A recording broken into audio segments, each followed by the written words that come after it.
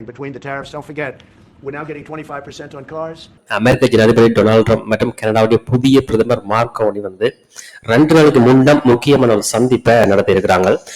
Marconi அமெரிக்காவுடைய விஜயத்தை மேற்கொண்டு வந்திருந்தார். இங்கே வர்த்தக ஒப்பந்தங்கள் இருக்கட்டும் சரி, வேற பல அதிர்ச்சிகரமான சில விடயங்கள் இருக்கட்டும் சரி, கட்டணங்கள் இருக்கட்டும் சரி, டேரிஃபா இருக்கட்டும் சரி, கனடா அமெரிக்காவுடைய 51வது மாநிலமாக மாற்றலாம் அப்படின்ற சம்பந்தப்பட்ட எல்லாமே நேரடியாக விவாதிக்கப்பட்டிருக்கிறது. ஒவ்வொரு விஷயமா நேரடியாக பார்க்க போறோம். முதல் விஷயம் ட்ரம்ப் மற்றும் மார்கோனியோட சந்திப்பு. இது மே 6 நடந்திருக்கின்றது. அமெரிக்க ஜனாதிபதி ட்ரம்ப் கனடாவின் புதிய பிரதமர் மார்கோனியை வெள்ளை மாளிகையில சந்திச்சிருக்கிறாரு. மார்கோனி சமீபத்தில் தான் கனடாவுடைய பிரதமராக பதவியேற்றிருந்தார். இது ஒரு சாதாரண சந்திப்பு இல்லை என்று கூட சொல்லிக்கொள்ளலாம். இவர் ஒரு முன்னாள் வங்கி அதிகாரி அப்படின்றது எல்லாருக்கும் தெரியும். ஜனவரியில் பதவியை விட்டு விலகிய ஜஸ்டின் ட்ரூடோக்கு பிறகு பதவியேற்றவர். ட்ரம்ப் பற்றி பேசும்போது கனடாவை அமெரிக்காவோடு இணைக்கலாம் அப்படின்னு சொன்னது கனடா மக்களை கோவப்படுத்தியிருக்கு அப்படின்னு சொல்லியும், அதனால கனடா சுதந்திரமாக இருக்கணும் அப்படின்றது தான் மக்களுக்குரிய நிலைப்பாடு அப்படின்னு சொல்லியிருந்தார். ரெண்டாவதாக இந்த விஷயத்துல ட்ரம்ப் ஒரு பெரிய அறிவிப்பை வெளியிட்டிருக்கிறார் அப்படின்னு சொல்லி சொன்னா, ஹவுதி இந்த போர் நிறுத்தம், ஹவுதிகள் இனி போராட விரும்பவில்லை அப்படின்னு சொல்லியும், அதனால அமெரிக்கா உடனடியாக கொண்டு வச்சு நிறுத்தும் அப்படின்னு சொல்லி டொனால்டு ட்ரம்ப் சொல்லியிருக்கின்றார். உங்களுக்கு தெரியும், மார்ச் 5ஆம் தேதியில இருந்து அமெரிக்கா ஹவுதிகள் மீது மிகப்பெரிய தாக்குதல்கள் நடத்தி வந்திருந்தமை தெரிந்தது. இதுக்கு அடுத்தது தான் ஒரு பரபரப்பான அறிவிப்பை கிட்ட கொண்டு வந்தார் அப்படின்னு சொல்லி ஒரு மிகப்பெரிய அறிவிப்பு அப்படின்னு கூட சொல்லியிருந்தார். அது என்ன அப்படின்றத சொல்லல, ஆனால் வியாழன் வெள்ளி அல்லது திங்கட்கிழமையில வெளியாகும் அப்படின்னு சொல்லியிருக்கின்றார். இதுக்கு அடுத்ததாக இந்த NAFTA ஒப்பந்தத்தை அமெரிக்காவின் மிக மோசமான ஒப்பந்தம், உலகின் மோசமான ஒப்பந்தம் அப்படின்னு சொல்லி அவர் டொனால்டு ட்ரம்ப் விமர்சிச்சிருக்கின்றார். இந்த USMCA அப்படின்ற ஒப்பந்தம் ஒரு தற்காலிக ஒப்பந்தம் மட்டுமே அப்படின்னு சொல்லியும், அதை மீண்டும் பேச்சுவார்த்தை செய்து அல்லது ரத்து செய்யறதா அப்படின்ற திட்டமிடணும் அப்படின்னு சொல்லியிருக்கின்றார். இந்த ஒப்பந்தம் 2020 ட்ரம்ப் ஆட்சியில தான் கொண்டு வரப்பட்டிருந்தது. ஆனால் இப்போ அதை ட்ரம்ப் அதையே மாற்ற பார்க்குறாரு அப்படின்றது அமெரிக்கா, கனடா, மெக்சிகோ வர்த்தக உறவுகளுக்கு இடையில ஒரு பெரிய மாற்றம் வரக்கூடிய வாய்ப்பு இருப்பதாக சொல்லப்படுகிறது.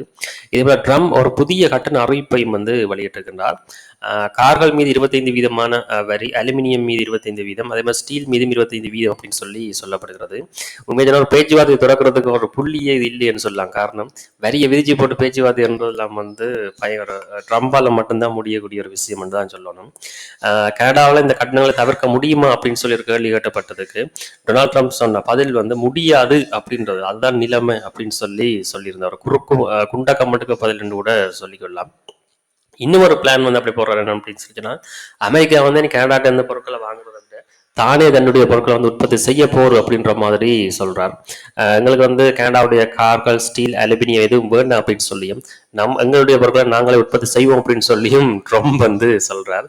அதில் முழு தொழில், அதாவது என்ன, கனடாவின் கம்பெனியிலேயோ அல்லது வேறு இதுலேயோ அமெரிக்காக்குள்ள வரணும் அப்படின்றதான அவருடைய உள்நோக்கமாக இருக்குது. அப்படி கொண்டாவது கனடா ஒரு 51வது மாநிலமா கொண்டு வரணும் அப்படின்ற மாதிரி தான் அதாவது கனடாவுடைய பொருளாதாரத்தை அமெரிக்காக்குள்ள எடுக்கிற அந்த ஒரு நோக்கத்துல இருப்பதாக தெரியுது. இதோட அடுத்ததான் என்னன்னு சொல்லினா, இந்த முக்கிய சந்திப்பிலே முக்கியமான ஒரு அதிர்ச்சியான தருணம் என்னன்னு சொல்லினா, ட்ரம்ப் நேரடியாக ஒரு பரிந்துரையை வச்சு, அதாவது கனடாவுடைய பிரதமரை பார்த்து அமெரிக்காவுடைய 51வது மாநிலமாக கனடா மாறலாம் அப்படின்னு சொல்லியும், நாங்கள் குறைந்த வரிகளையும் இலவச இராணுவ பாதுகாப்பையும் கொடுப்போம் அப்படின்னு சொல்லி சிம்பிளா ஒரு இன்னொரு நாட்டு ஜனாதிபதியை பார்த்து சொல்லியிருந்தார். அமெரிக்க கனடா எல்லைகள் செயற்கையாக வரையப்பட்டவை அப்படின்னு சொல்லியும் விமர்சிச்சிருந்தார். இதுக்கு கானி உடனே ஒரு கோபத்தோட ஒரு பதில் சொல்லியிருந்தார்.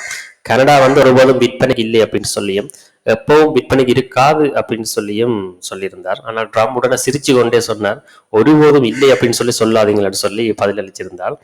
இது சின்ன ஜோக் மாதிரி தெரியல, ஆனால் இது ஒரு ஆழமான முக்கியமான ஒரு விஷயம். தங்களுக்குள்ள அதை பரிமாறிக்கொண்டார்கள்.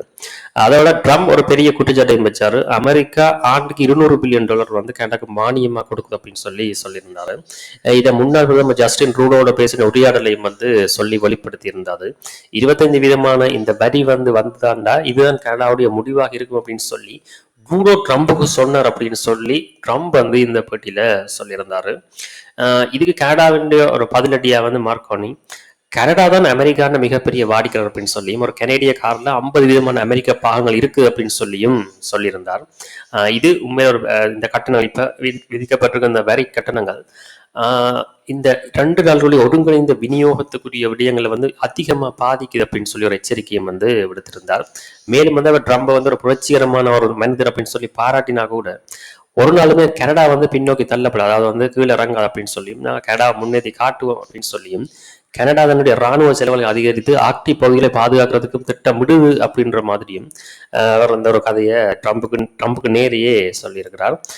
இதுகள் தான் வந்து முக்கியமான விடயங்கள் சொல்லணும். அதாவது என்ன சொன்னா, டொனால்ட் ட்ரம்ப் கனடிய பிரதமருக்கு இடையே நடைபெற்ற அந்த முக்கியமான பேச்சுவார்த்தை என்ற விஷயம்.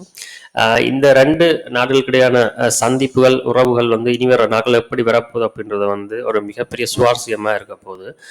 டொனால்ட் ட்ரம்ப் உங்களை பற்றி தெரியும். பார்க்கலாம் இது என்னென்ன நடக்கும் அப்படின்றது வந்து நாங்கள் அடுத்தடுத்த அப்டேட்ல தாரோம். நீங்கள் என்ன இந்த வீடியோ நினைச்சீங்க அப்படின்னு சம்பந்தமாக உங்களுடைய கருத்துக்களை கமெண்ட் செக்ஷன்ல தெரியப்படுத்துங்கள். நன்றி.